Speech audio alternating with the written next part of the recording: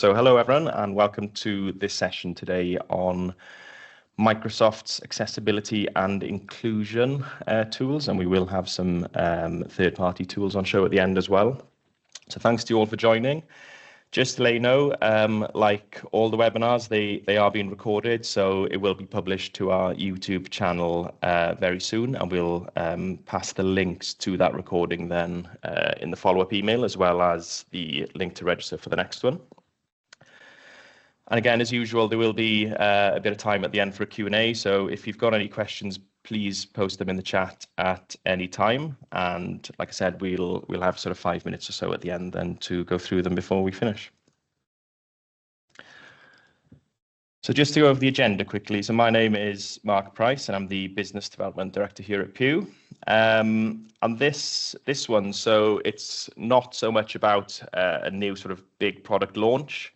Although there are a few brand new products I will be going through towards the end, but it's about the sort of bigger picture really. So accessibility tools are becoming much more mainstream, much more practical, and they're starting to realize a lot of sort of productivity benefits, and especially when you look at some of the AI tools. So we'll start with a bit of the awareness gap and what that means, and then that's going to be a sort of running theme really today. So how organizations across all sectors can start making better use of those accessibility features that might be already available to them in sort of mainstream tech. I'll be touching on some bits from the Microsoft side, like I said, so things in Windows, M365, Teams, Copilot, and there's a couple of points from the Ability Summit, Microsoft's Ability Summit. So that's their global accessibility event where they share all the latest updates and direction around accessibility, and that was held back in May, so not too long ago. Towards the end then, I'll be touching on some third-party specialist tools, including Smart. So there's a couple of brand new technologies from Smart around the accessibility and inclusivity side. And then just a quick recap at the end, some key takeaways, and just signposting towards further support, really. So how to get in touch for more information and to carry on that conversation, basically. So first of all, I think the biggest issue is with accessibility. It's not always the technology itself. So a lot of the time, it's much more about the lack of awareness around what technologies are available. So in a lot of cases, the technology that's needed is already available. And, you know, things are sitting there already, like I said, in Windows and M365, in Teams. So if you've got Microsoft agreements, a lot of these things are sat there already, waiting to be used. And a lot of the time, it's just awareness from an IT perspective, you know, what's included in your licensing as standard, for example, and also the awareness then from a user perspective. So, you know, are they aware that these tools are available, and, you know, have they been enabled, basically? So accessibility, you know, it often is still seen as something that's a lot more sort of specialist. So it is getting less and less so. But, you know, in reality, there's a lot of accessibility features that come out, and then they end up being part of, you know, the core functionality of those apps. So if you look at things like live captions in meetings, speech to text functionality, dictation, you know, translation tools, reading tools, the ability to change things like contrast, the ability to zoom in and out as needed. So these all seem like sort of simple features, but they all started off as accessibility, and now, you know, they're used across the board. So one key point that came out of that Ability Summit, as you can see on the right, was that Microsoft research found that over 70% of people now actually use things classified as assistive tech in their daily flow, in their daily workflows. So that's a huge percentage, and that just shows, you know, the value that everybody gets from these kind of features then. You know, not just one particular user group, but across the board really. And a lot of the time, it's starting with what's already built in, what you've already got. So from a UK perspective, the Department for Education's digital accessibility guidance, it suggests that accessibility should be included at a policy and a strategic level. So it's not just a bolt-on. So knowing what hardware, what software supports these accessibility features. And like I said at the start, making sure that users then know what's available. So it's not necessarily a case of just going off and buying all these accessibility tools. There's no new guidance in a way. It's just more of an emphasis on start with what you've already got and start making better use of those first. And if you identify gaps then, and you do need to bring in some of those specialist assistive technology, then that's still completely fine, and that's what is expected. But it's about that awareness piece and training piece first. So it doesn't mean that these specialist tools aren't needed. It's just understanding what you've got before you commit to buying these third-party tools, basically. So just a bit of a whistle-stop tour kind of thing through some of Microsoft's accessibility tools. So you can see here that Microsoft's own accessibility support is widespread. They've got features across Windows, M365, Teams, OneNote, SharePoint, Copilot. There's a few on screen there you can see, but it's just getting an idea of the sort of breadth of accessibility features that the Microsoft do have. So it's not just in one place or siloed to one app or one area. It's much more of a wider conversation then. So these accessibility features are embedded in all these different areas. So looking at a few examples, so for vision, for example, you've got things like screen reader support, that will read out on-screen content out loud to users. You got the magnifier, so that will zoom in and out on any screen content. And the narrator, so that's Microsoft's built-in Windows screen reader then, so that integrates into all the Microsoft solutions. For the hearing side, you've got things like live captions in Windows. So that's real-time subtitles then for any system audio, not just the typical sort of captions you see in Teams meetings, for example. That's across any system audio that plays through your device. You've got real-time text in Teams. So that's another one that most people haven't seen. But that is when, say if a user is at a Teams meeting, it lets that user type responses in real time. So that will appear on the screen. So as people are talking, certain users can type instead, and that will appear live on screen, letter by letter, without having to press enter. So it's more of a transcription kind of caption then. For neurodiversity and learning, you've got things like Immersive Reader. So if I just skip to the next one, if anyone isn't aware. So this has been around for quite a while, but this will simplify text then to make it easier to read. So and digest as well. So you can see there that it will allow you to color code certain bits, and it'll break sentences and break words down into sort of bite-sized chunks. So that gives a bit more clarity and a bit more focus around, how you can digest, say a huge paragraph of text into something a bit more manageable then. So if I just go back here, so things like mobility then you've got. So there's a new Windows 11 feature that lets users control their PC using voice commands, for example. And that doesn't need internet connection. That's all built into the device itself using the Windows 11 functionality. So that's an OS level accessibility feature. And then your standard things. So, most of us are aware of things like keyboard shortcuts you can set up, and some are set up by default. So it's things like that, really. So the key point is accessibility is spread right across the Microsoft stack right now. Like I said, it's not just tucked away in one menu or for a certain set of users, it's across the board.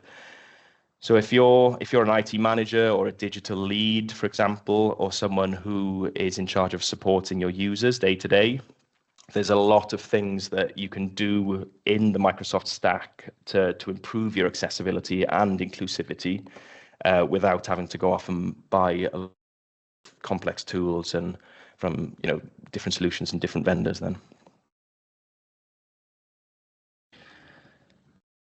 So coming on to Teams, so Teams is probably one of the clearest examples where accessibility and productivity meet.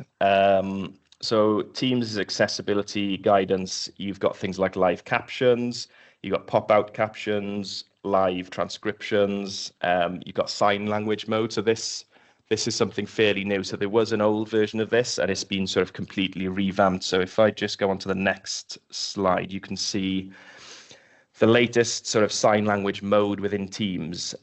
It'll let, so say if you've got a sign language interpreter join the meeting, there's a setting then where they can go in and identify themselves as a sign language interpreter. And then if somebody comes in and they've got accessibility needs where they want to make use of that, it'll show for them and they can just switch it on and that interpreter will then be much more visible. It'll become sort of front and center of their screen and just making it a bit easier to consume that. So other things, so we got real-time text, which I've already mentioned. You got screen reader support, like I said, keyboard shortcuts. You got things like background noise reduction. So, like I said, going back to that point, these are seen as accessibility features, but, we all use things like background noise reduction now. It becomes sort of a mainstream feature. So Teams is definitely a key one. Even things like captions. So as well as the accessibility side, if it comes more mainstream usage, you've got things like overcoming poor audio. So if someone's in a noisy environment or if someone joins late, for example, you can start using things like caption to catch up and transcriptions as well. AI comes into it with automatic recaps and things as well. So if you're struggling to consume the content of a meeting or a lesson or a lecture or anything like that, Copilot will summarize and recap things for you and break things down and give you action points and all things like that.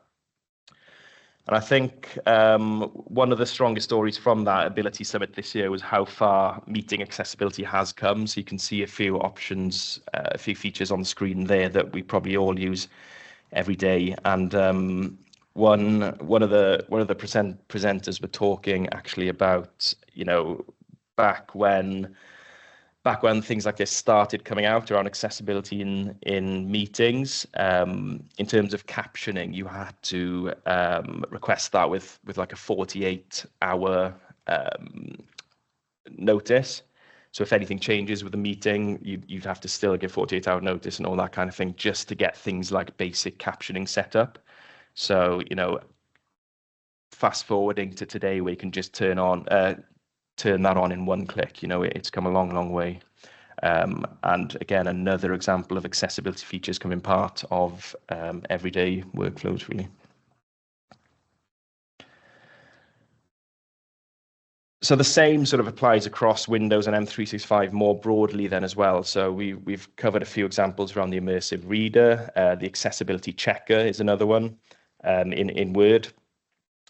Windows, then you've got things like voice typing, voice access, like I mentioned, magnifier, narrator, color contrast settings and things like that. And, some people might be using things like voice typing because of a mobility issue. And, somebody else might be using it just because they can, think more quickly than they can type. So there's different scenarios for using these kind of accessibility tools. And the same with Immersive Reader then. So someone might be using it because they've got dyslexia, for example, and others might just be using it because they're tired or overloaded, and it just helps them sort of digest it a little bit easier. So I think, again, going back to the Ability Summit, one of the key sort of takeaways was it's more of a sort of mindset shift, really. So in terms of thinking accessibility features in a silo, start thinking of it as flexibility features for all humans in all situations then, really. And I've mentioned AI and sort of Copilot. So this is something you can start using, and AI and Copilot can help overcome a lot of barriers. So I think obviously we use it every day at Pugh, but one of the key areas where people might not be as up to date with what it can do is around and bringing in the accessibility side. Then is the voice controls. So you can use Copilot voice mode and just have a normal conversation with it. So say I personally use it in the car quite a lot. So I'll just stick it on voice mode. It'll just be sat there, and you can have quite a natural conversation with it then. So it's not robotic. It doesn't feel forced. It's just a natural sort of back and forth conversation.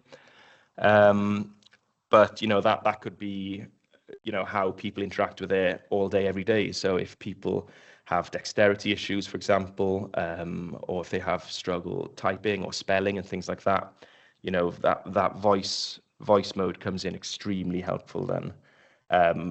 And you can use that, as well as the things we all know about with drafting and summarizing and changing the tone of content. You can do all that just by talking to it then and asking it to read it back to you as well.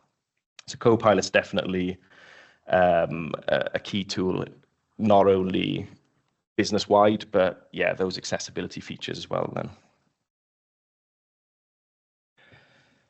So just a few other points to make around that Ability Summit, and I think Tom either has or will post a link to the recording. So it was recorded, and I think the full sort of keynote is on Microsoft's YouTube channel. So I think that's over 2 hours, but it's definitely worth watching the sort of opening and getting an idea. Like I said, Microsoft do set their sort of roadmap and vision for what's coming as well. So it's quite important to know what's coming further down the line. But it's just about making those improvements constantly, not bolting accessibility on and treating it as something that's built in from the start. So especially with AI. So the message was that Copilot has been designed as a responsible AI and an accessible AI from the start, because these requirements were there when they were developing the product from scratch.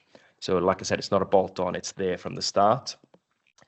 And even things like narrator improvements. So they were talking about better support across M365 apps. So with a narrator, as well as just the reading aloud, it links into things like Braille translation tablets now as well. So that was a key point they made. So a lot more support around that, and that that narrator then becomes not just something that's happening on your device in your Microsoft environment, but it links to those third-party hardware then as well with those Braille translation tablets, which is something very impressive, really. So just to sum up the sort of Microsoft side,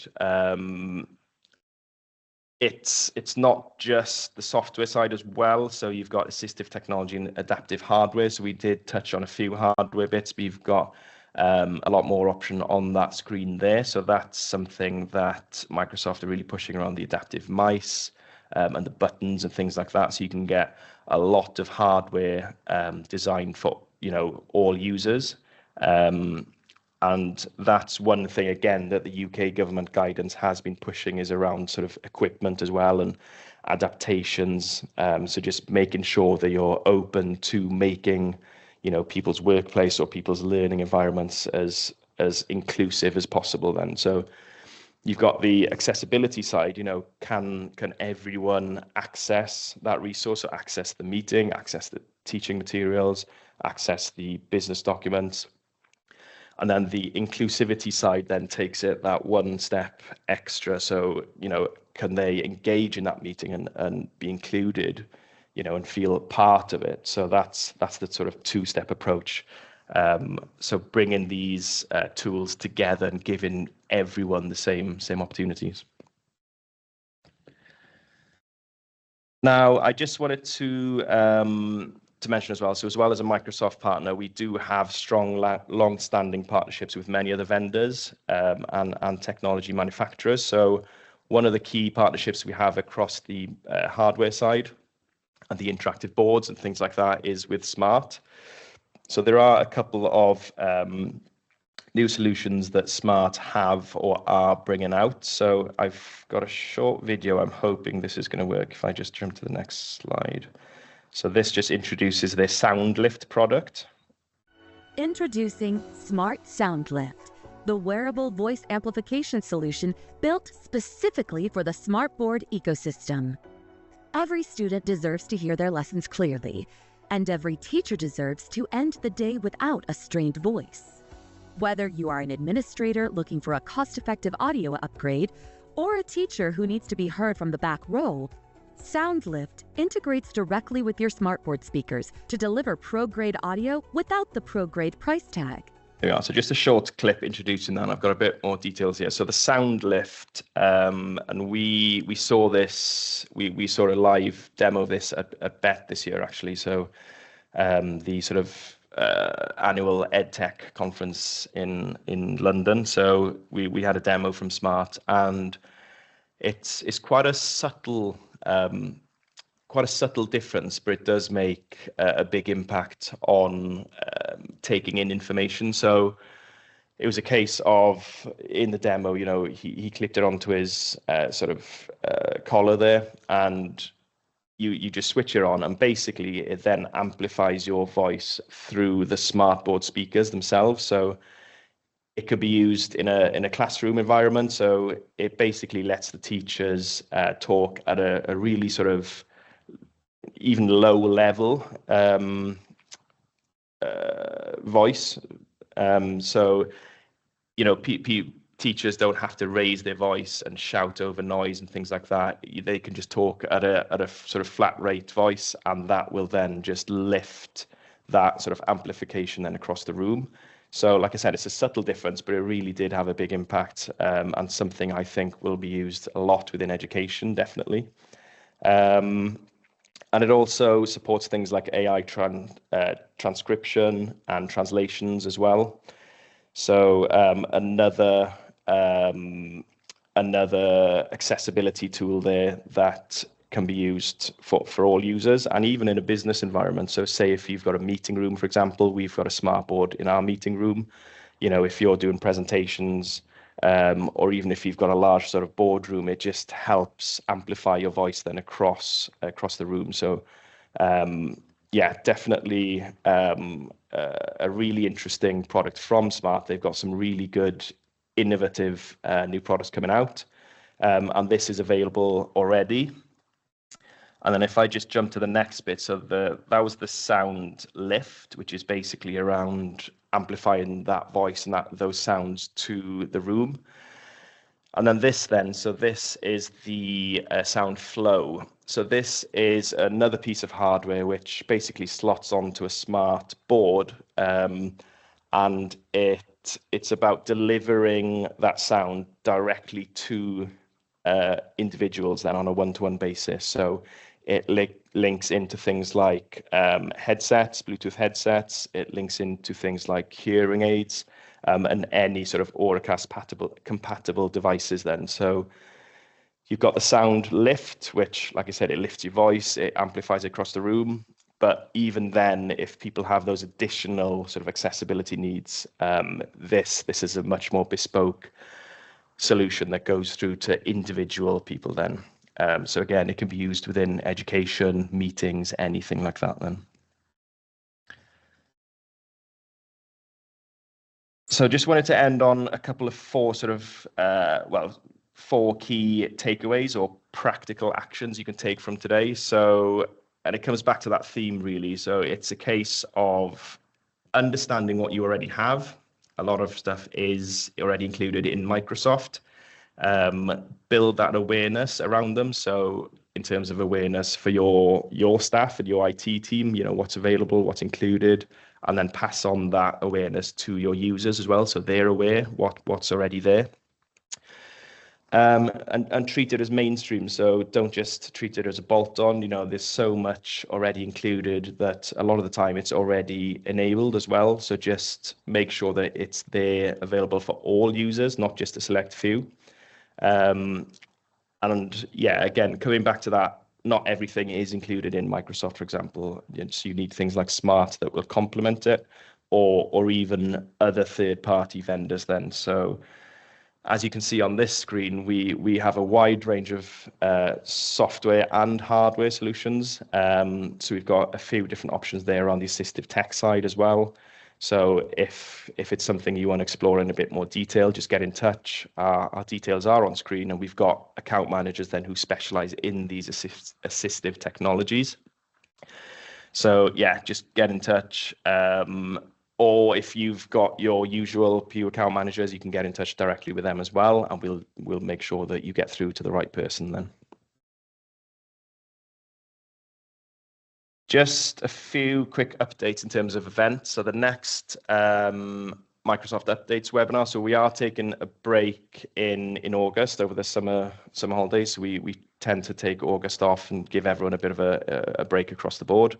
And we will be back in September then for the next one, so the 16th of September. And the topics will be confirmed closer to the date. And we'll make sure to get all the invites out and make sure that you're aware of what the topics and the content are closer to the time.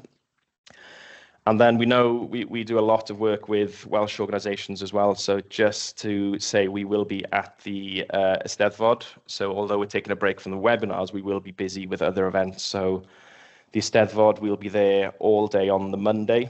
The 3rd, we'll have a stand in the Science and Technology Village. And then on the Wednesday, the 5th, we've got an AI session. So looking at the sort of practical use cases of AI in business and across education and for non-profits. So we'll have use cases across all sectors then. So that's 1:30 on the Wednesday. So please do come along to them.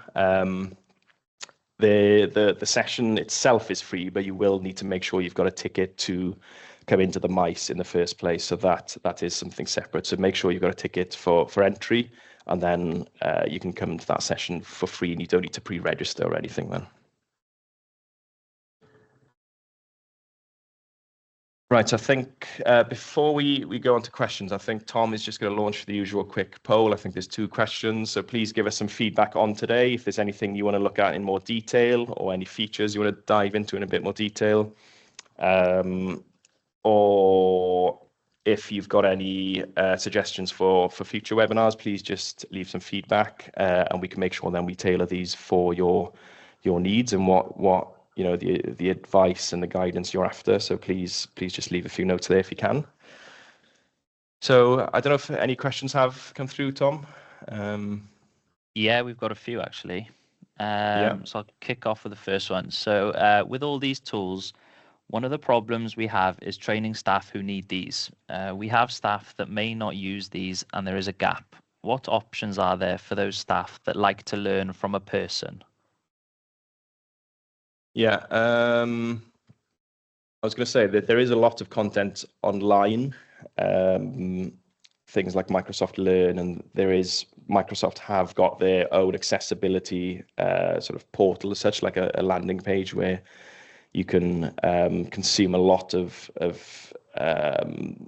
learning materials and things like that. But in terms of face-to-face, I guess the best thing I'd say is to get in touch with your account manager if you've got one already at Pugh, or just get in touch with anyone here at Pugh, and we'll, similar to how we work with all our other services, we'll sit down with you and figure out exactly what your needs are, and then we'll match that to a specific service. So sometimes we will work with specialist third-party trainers and things like that, and we can bring in specialists around accessibility and things if needed, if that's something that you would want to do sort of in person, or even tutor-led but remote then as well. So yeah, get in touch and we'll try our best to help with that. Thank you. We've also put another issue is that organizations that conduct access to work assessments tend not to recommend these tools and suggest products like Dragon instead.